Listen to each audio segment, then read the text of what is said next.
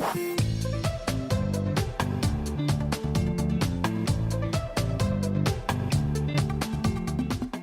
what's up, everybody? Steve Schwartz here from LSAT Unplugged, joining you today to share why I love the September LSAT. Before I get into it, a little bit about LSAT Unplugged.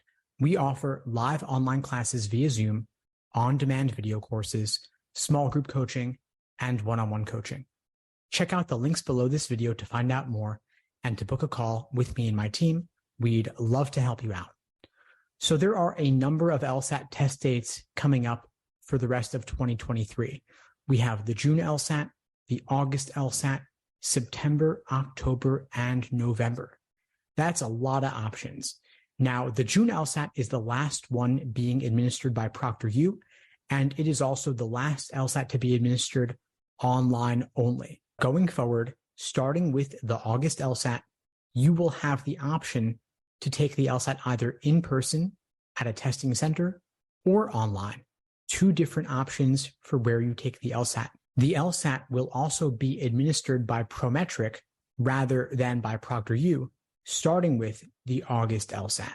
So if you've had bad experiences with ProctorU, if you'd like to try something different, you may not want to go for the June LSAT.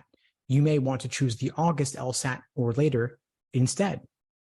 Also, if your home environment is not ideal, if you feel that you would do better in a public place at a testing center, you may also want to take the August LSAT or later for that reason as well. I could see the August LSAT being really popular this year for these reasons. However, I actually don't recommend taking the August LSAT because it is the first one to be online and in person, and because it is also the first one to be administered by Prometric. Being the first in something new, something as important as this, may not be the best option for you because there may be some kinks to be worked out. Prometric may have a little bit of a learning curve when it comes to administering the LSAT. They may have some kinks to work out, and you likely don't want to be their guinea pig when it comes to something as important as your LSAT score. When I think back a couple of years to when the LSAT was first administered on a tablet rather than on paper, there were a lot of glitches. When I think back to the first time the LSAT was administered online by ProctorU back at the beginning of the pandemic, there were also a lot of kinks to work out. For example, a lot of ProctorU proctors didn't know that scratch paper is allowed for the online LSAT because a lot of other ProctorU exams do not allow scratch paper. Similarly, when Prometric takes on administering the LSAT, whether online or in person, there may also be some new things for their proctors to learn. I can imagine that the September LSAT will go a lot better for both test takers and proctors than the August LSAT will. Of course, you do also have the October and November LSATs, which are only a month or two later than the September LSAT, of course.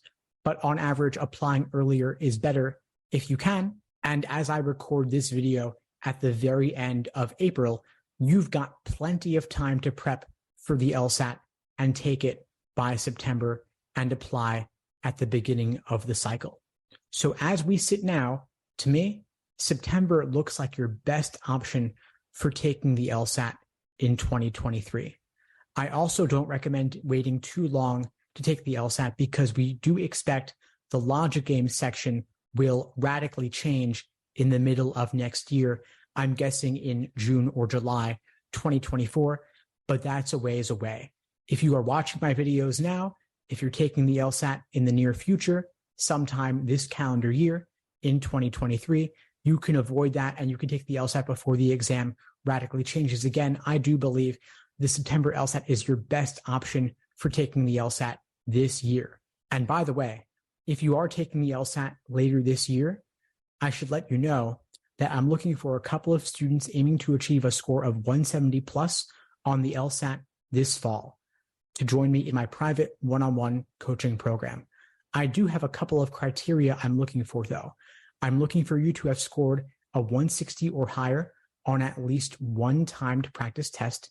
I'm looking for you to have studied for the LSAT for at least 3 months, and I'm looking for you to have built a strong foundation in the basics of the LSAT, the different sections, and the different question types.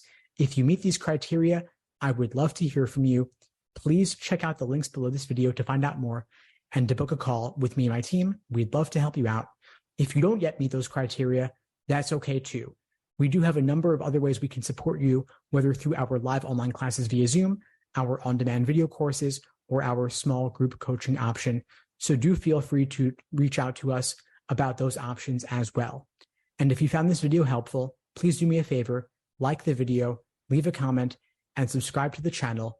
It really does help with that YouTube algorithm, and I really do appreciate it. In the meantime, I'll wish you all the best and take care. Thanks for tuning into the show. Please subscribe if you haven't done so already to be notified of new episodes as I release them, and feel free to reach out if you need anything at all as you move forward with your prep. I'm happy to help however I can. In the meantime, I'll wish you all the best and take care.